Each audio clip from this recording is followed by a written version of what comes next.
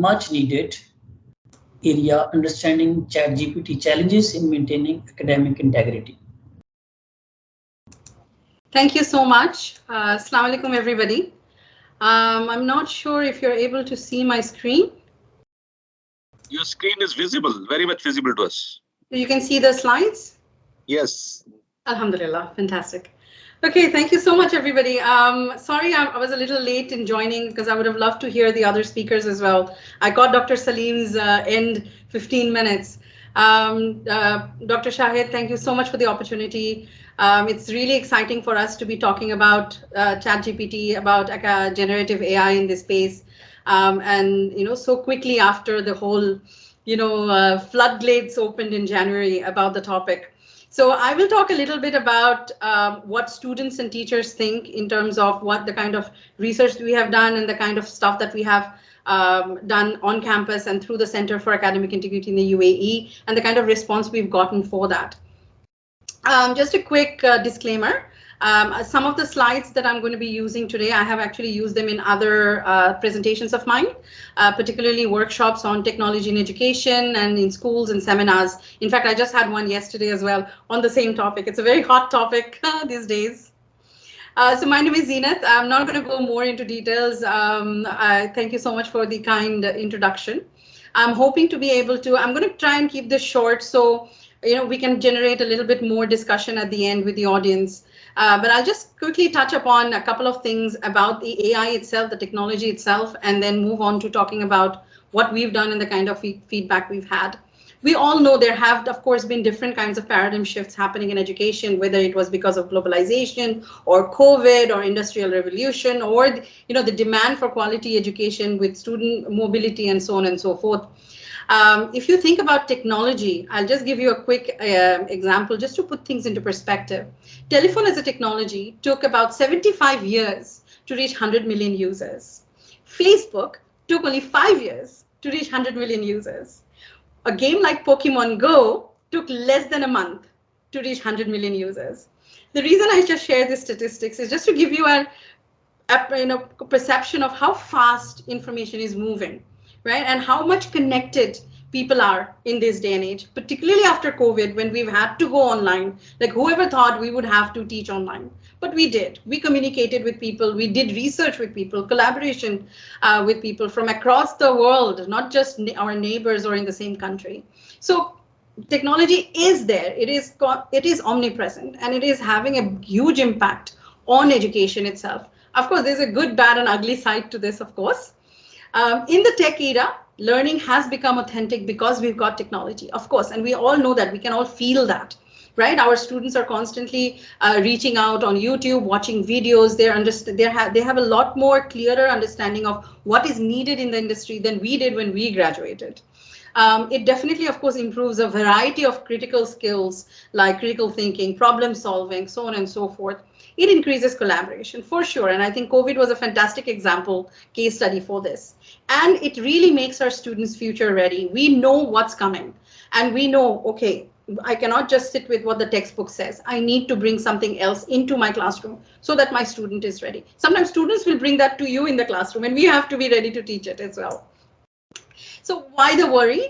We did a quick study here with teachers, and as you can see, there were about 80 teachers who participated in this one. And from saying that it's impacting their writing skills to copying and pasting, sharing answers over the net, copyright infringements, a variety of concerns are there. And we all know this, of course, in details. Dr. Salim, from what I've heard from Dr. Salim, he stressed on contract cheating as well. So all of this is a concern for us, of course, at the same time, because of technology. So then add to this mix artificial intelligence, right? But let me ask you this. I've just shown a little bit of a text on the screen. Anybody can tell me in the chat, where do you think this is from? Just give me a year and maybe a source. Where do you think this text is from? A year and a source. Maybe you think it's a newspaper, you think it's a book, it's a movie, or it's somebody who said something, or it's a description of a technology. It could be anything that you think it is.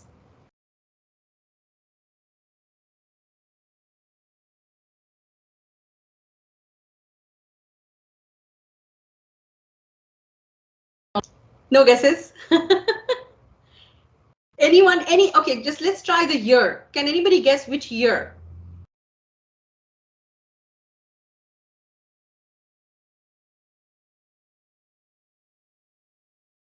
It obviously is a description of some kind of a machine. No takes? Okay, so then let me tell you, this is actually the description of what is called the engine in the fiction book Gulliver's Travel, which was published in 1726. So when you read it, it sounds exactly like the description of any chatbot. And in fact, historically, this is the first instance recorded of people ever thinking of chatbots, right? So we have this romance with artificial intelligence, human beings. We love this concept. At the same time, we hate this concept. But here's the thing, though. Our perception of what artificial intelligence is usually is derived from science fiction, either from books or from movies, particularly Hollywood movies, showing all those action series and sequences with robots running after us to kill us. So automatically when we think AI and oh my God, AI is taking over, the impression and perception in our minds is there's a killer robot at my door.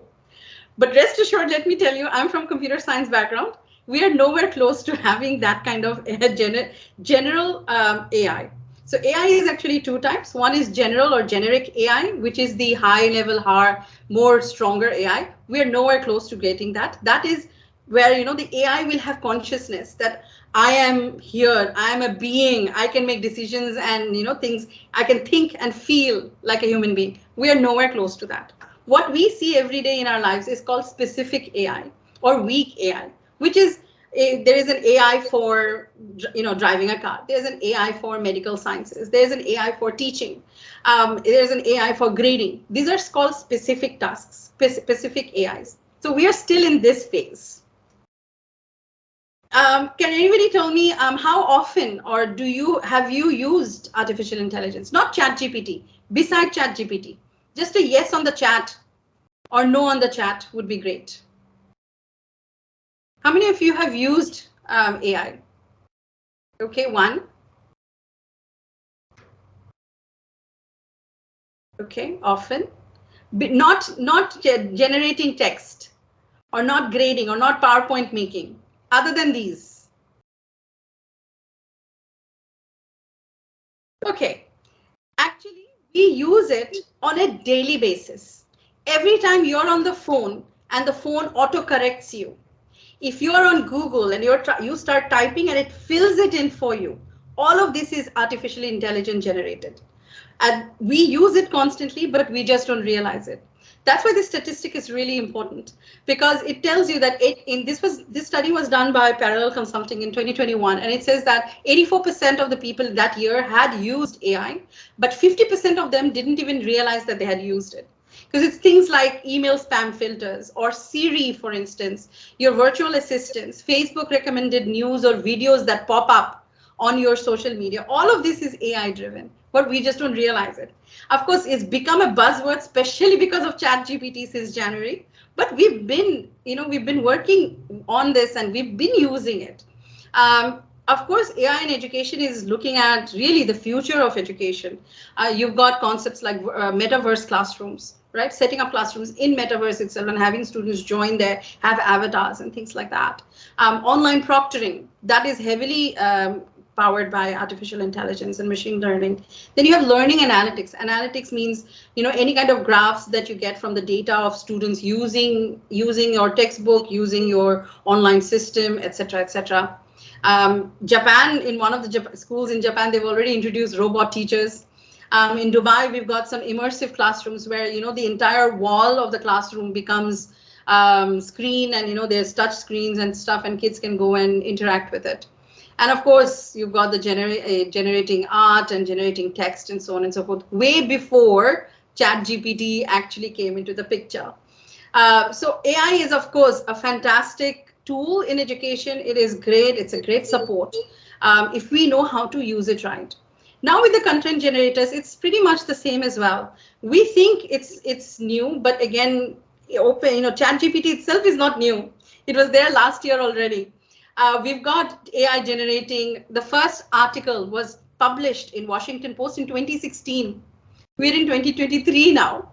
So, you know, it's been around again for a while. But why has ChatGPT become so famous? One is because, of course, the very large data training set that it has, right? And that's why it's able to talk about any topic that you engage with. The second thing is how it really works. Because of this training model and the genius that they are, they make their process into a conversation. So you're not just going to a website, you feel like you're actually talking to somebody. And this is why they became so popular and reached 100 million users in less than 2 months. Right? But of course, we've also seen a lot of hoopla about it with banning and this and that. We saw similar hooplas about copyright laws issues with AI music and AI art and stuff also in the previous years. So what we did was, in January, we had an open mic day with students. We thought nobody will come. This was the Student Representative Council that came forward and they said they will do it for us. And oh my gosh, it was an amazing experience. Students wanted to come and talk to us about it. They loved that there was a platform in the university where they could come and talk about ChatGPT and academic integrity. And one of the things that really stood out for us was how students said, oh, I heard it was banned, so I really wanted to know what it was. And I think that says a lot about students and student mentality. The moment they hear university or teachers are saying this is wrong, it kind of, there's a tube light that goes on, like, oh, okay, let's find out what this is about. But we wanted to change that narrative. We didn't want people to think like that. The students, we don't want students to get that information from that negative perspective.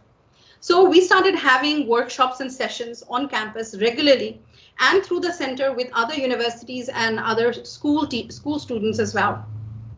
We developed an artificial intelligence good practice guide for teachers and managers so that it's a very simple 8-page document which gives simple guidelines about what is AI, what does it mean, how does it work, what are the kind of concerns, how you can approach it, so on and so forth. We've had a host of webinars with teachers, but at the same time also with students, getting students involved in that conversation. We've been going on, not just myself, but we've been going, different people from the center, from the university have been going on radio talking about it from a positive angle. And on campus, what we've been doing is we've actually been having faculty experimenting in the classroom with ChatGPT. We've then encouraged students to experiment with ChatGPT in the classroom. We are providing the guidance on how and where they can use it. We are keeping that dialogue open for the students so that they come to us to talk about it rather than trying to find out from somebody else. We've also had support, of course, from the mother campus, which is in Australia. The student survey that we did, I'm almost done. We saw that the couple of questions that we did, this is still an ongoing survey, but I just wanted to share some snapshots from it. How often do you use ChatGPT in your school or university? Majority said rarely, which is a good thing for us. How useful is ChatGPT? As you can see, they found it to be average between 3 and 4 out of 5, like article 5 would be most effective, but only 3 students said yes, they found it most effective out of 36 responses. How useful is ChatGPT's answer as actual responses? Again, as you can see, majority did not find it to be very useful. On an average, they found it to be out of 3 or 4 out of 5. I know a student who has submitted ChatGPT answer as an answer to an assessment. This is high because, like I said, majority of the universities and schools that I'm working with are supporting and promoting students to use ChatGPT. So you will see that, this is the confidence that's coming through for students.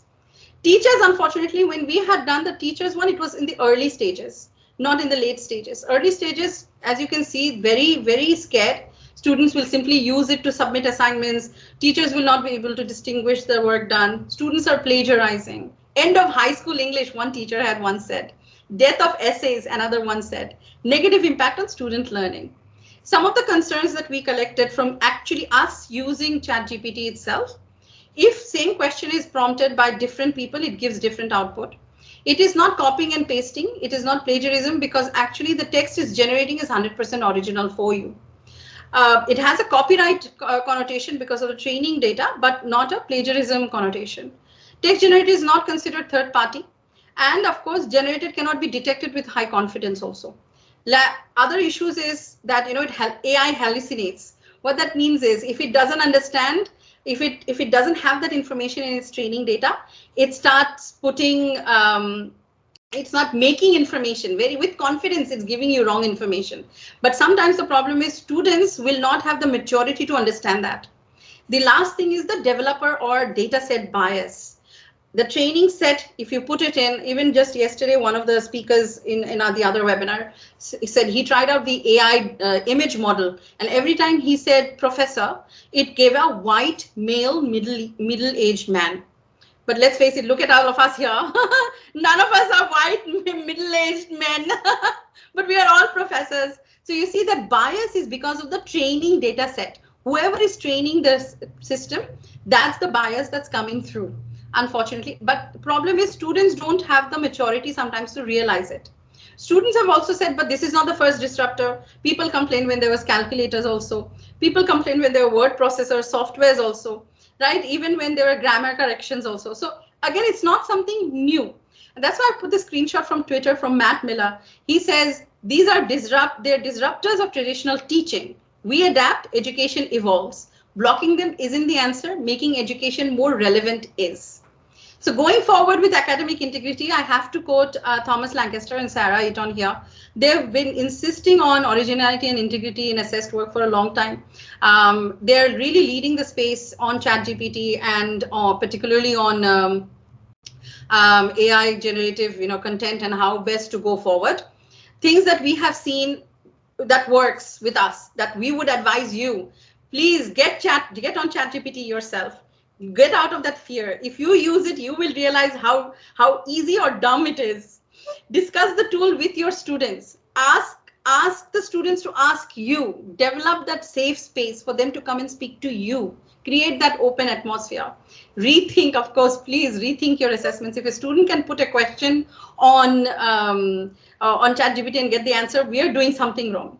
And don't be afraid to ask, what am I actually trying to assess or trying to test? That really helps. That simple question really helps.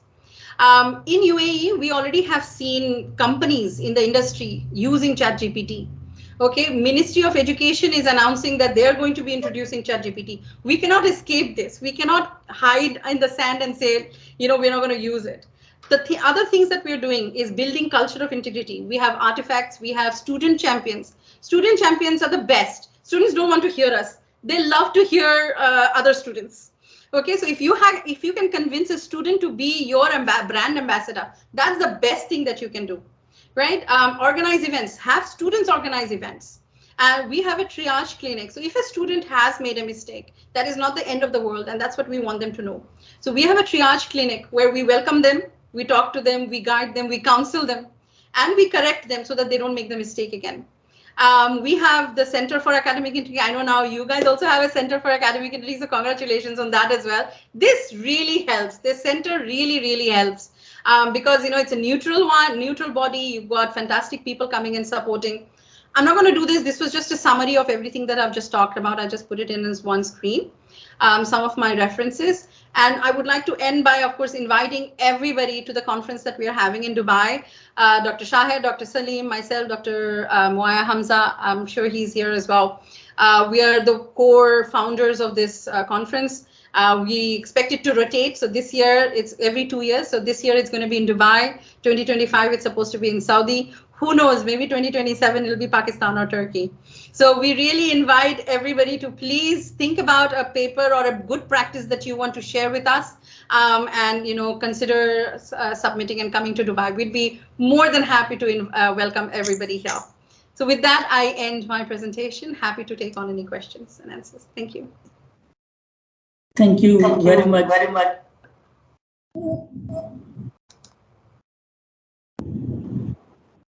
Thank you very much, Dr. Zeenath. Yeah. It was very interesting. It was very informative. I would like to share some comments on the presentation of Dr. Salam Razi. Some people was saying that it was super interesting. On the presentation of Dr. Sarah Roya, some people were saying that it was very informative. It was very wonderful. On the presentation of Dr.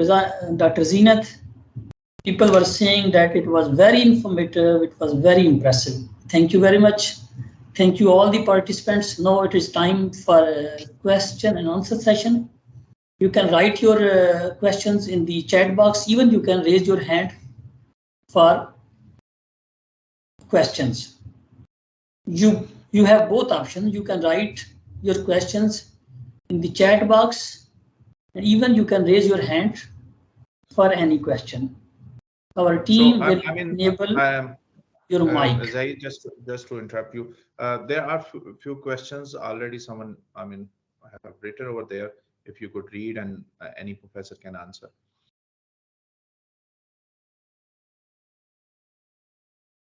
Yes, I guess there are 3 questions by Dr. Iram Amjad, and we can just respond to her questions one by one. So the first question is about what are some potential challenges or barriers to implementing chat artificial intelligence in academic integrity programs? I guess Professor Zeenath has tried to highlight much of information, and Dr. Salim Razi just gave us a detailed presentation on it. Please, if any of you want to answer this question in a more precise way, you are welcome. Sure, I can go first. I'll try and keep it short. So potential challenges and barriers in implementing chat GPT is the knowledge. What is it and what's its capacity? I think that's why I said you try using it and you'll realize because remember, we are our subject matter experts. I know best what I'm expecting and what the answer should look like. So when you try it out, you'll get an idea of what the limitation of this system actually is. That will give you a little bit more confidence. You know that, okay, this is not stealing my job, it's not taking away my students. That's the first thing. Other is the students' bad understanding, because because they're students, they think this one is answering everything. Unless they start using it, they will also not realize what are the limitations of this software. So to me, I think that is the biggest challenge or barrier in implementing this. Dr. Salim? Dr. Salim, do you want to add something? I mean, the second question is also about it. Are there any legal or regulatory considerations that need to be taken into account when using chat artificial intelligence for academic integrity? Both questions are relevant. You can please add something. Okay, thank you, Dr. Saraya. Indeed, considering legislation, it is too early. I mean, it will take at least a few years for legislation. I mean, I already made a reference to contract cheating in my presentation. There are very few countries where there is legislation towards contract cheating. However, we have this term for more than a decade in the literature. So, and many of the countries, there is no legislation relating to contract cheating. So definitely legislation will take time. However, it will be easier to have policies. In some countries, there will be nationwide policies. For example, in my country, we have Council of Higher Education. So Council of Higher Education is preparing a framework for the universities, all higher educations in Turkey, and all higher education institutions should prepare their policies by taking this framework into consideration. I believe this is something similar for Punjab Higher Education Commission. I mean, they will be providing some guidelines, and universities will be expanding by taking these guidelines into consideration. However, for now, there are very few policies. I mean, it takes time to revise policies too. There are very few institutions which revise their policies accordingly. However, we believe that within a year, there will be more universities who will have taken action to revise their policies, and we are planning a presentation at the Derby conference in July dealing with policy revisions, and by that time we will have more accurate information about the recent developments regarding the policies. However, definitely it will take time, and some institutions will never have their own policies. For example, in my own case, for example, I prepare my own micro policy for my classes. So as a lecturer, this is what I can do for now to encourage my students act with integrity while benefiting from AI-generated tools, AI technologies, and say, on the other hand, safeguard academic integrity. So as individual lecturers, we can revise our syllabuses, at least for now, and to tell our students what is allowed or what is not allowed, and guide them in our classes for the safe use of AI tools. I hope this helps. Thank you. Thank you very much, Dr. Salim. And for the, I think you have covered the third question as well. I just want to add one thing. I mean, it is the behavior that is required to be changed. It is not the software, not the machine that can help you to avoid academic misconduct. So we need to just, yeah, being a teacher, what I believe that we need to just guide our students, as Dr. Salim was mentioning, that what is allowed, what is fair use of information. So I think that is perfectly fine if they are using information in a fair way, and they are using the right way, the artificial intelligence. It can be taken as an as a supporting and assistive technology. So we should, Dr. Zeenath has already mentioned that we should not be afraid of these technologies. Instead, we need to train our students, and we need to guide them to change their behavior, and to understand that they have to follow the fair policies. And that's it, I guess. So if there is any other question, Dr. Zahir, please highlight. Mr. Ashraf Sharif has a question. That Turnitin, the question is that Turnitin has developed some AI writing detection capabilities with 98% confidence rating. Would this really work as counter strategy to ChatGPT? Okay. Dr. Salim, do you want to answer?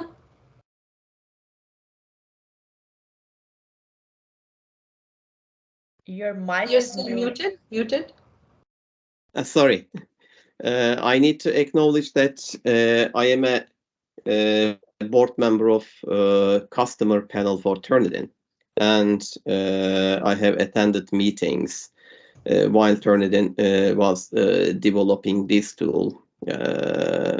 However, for now, as I highlighted in my presentation, we don't have much information about the capabilities of these tools. Turnitin is not the first one which developed such detection systems. Some other tools such as Crossplak, for example, or Compalisio, they also develop detection systems. These are text matching tools. However, of course, they are going beyond text matching capabilities now to cover AI technologies, AI generated tools. And apart from them, there are some other tools. In my presentation, I made a reference to another research study in which 16 of these AI detectors, AI technology detectors, their performances were tested. However, we need more complicated tests, and under NIA we have a T-stop group where the performance of the text matching software is tested.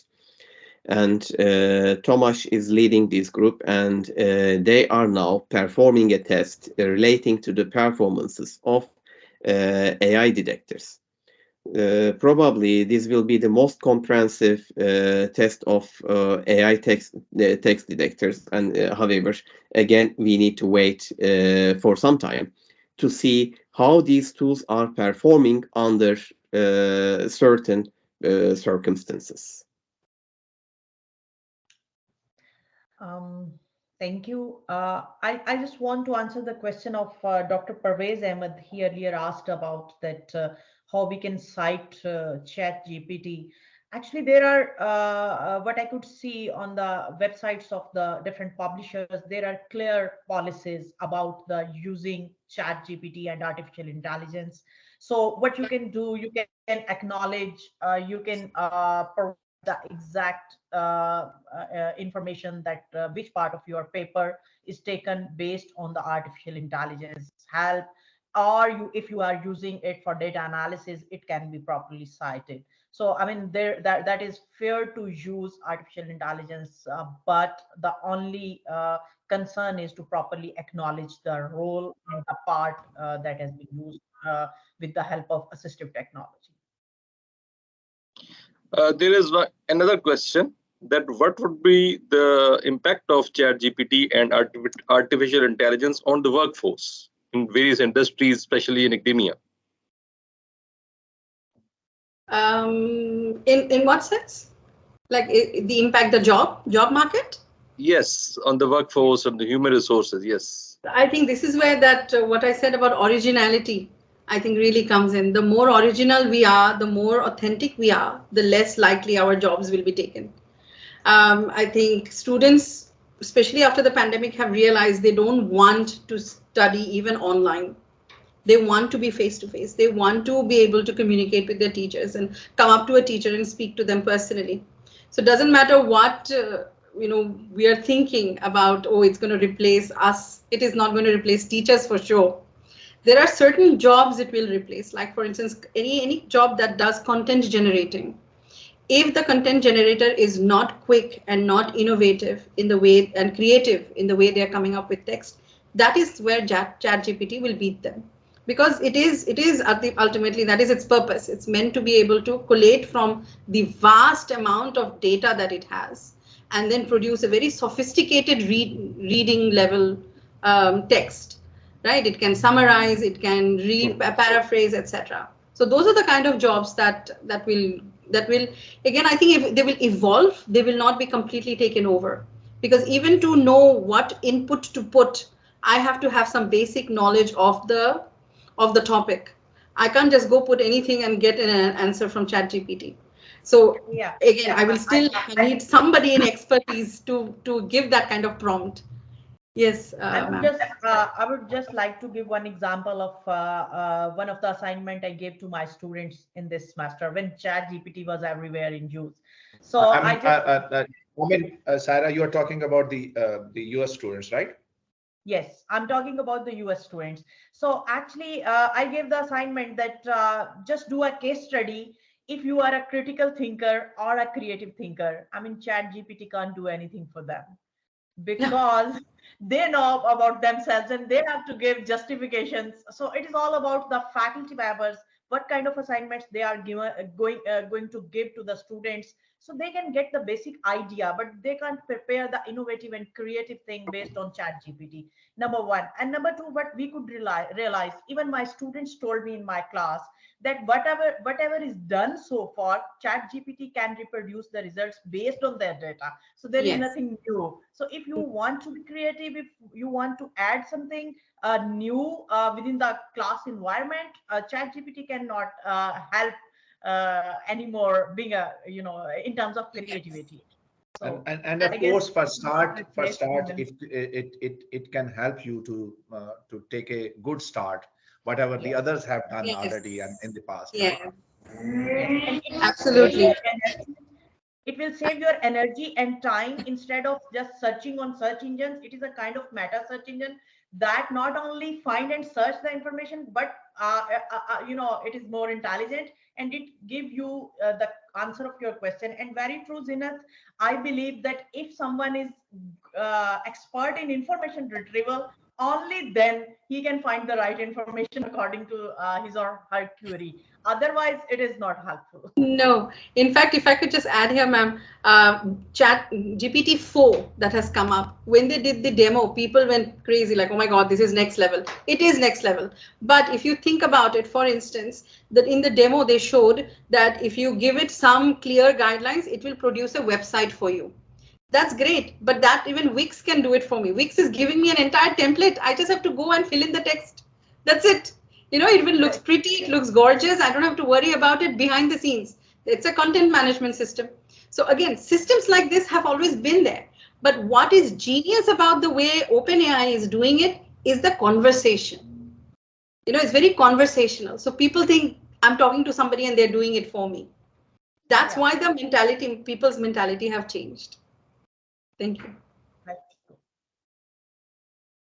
So one of the participants has asked the question that can ChatGPT can be an author or not, or co-author. Actually, what I have read in the author's guidelines of different journals, ChatGPT cannot be an author, cannot be a co-author. You can just give the credit based on what you have used as a fair information, based on fair information policy. So, I mean, you cannot take all the stuff from the ChatGPT and just present it and acknowledge it. I mean, to some extent or whatever, which was more important to take from the ChatGPT, and then you can acknowledge it. So ChatGPT cannot be your author or co-author.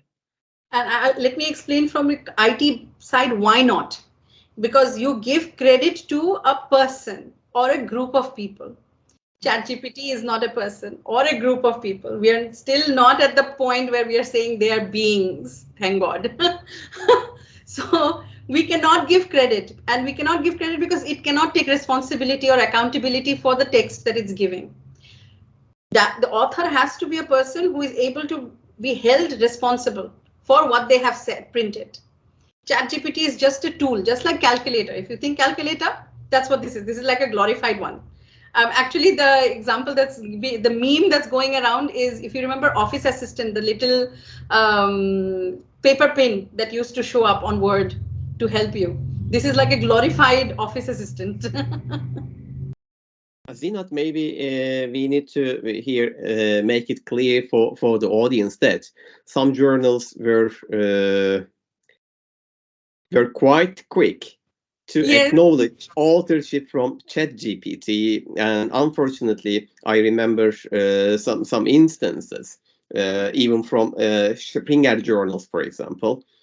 However, many of the journals are now publishing their policies relating to AI text generators, and Committee on Publication Ethics, I remember they had a meeting last month to discuss the use of AI text generators as well. Maybe we can check the guidelines from the COP webpage to understand their perspective on this matter.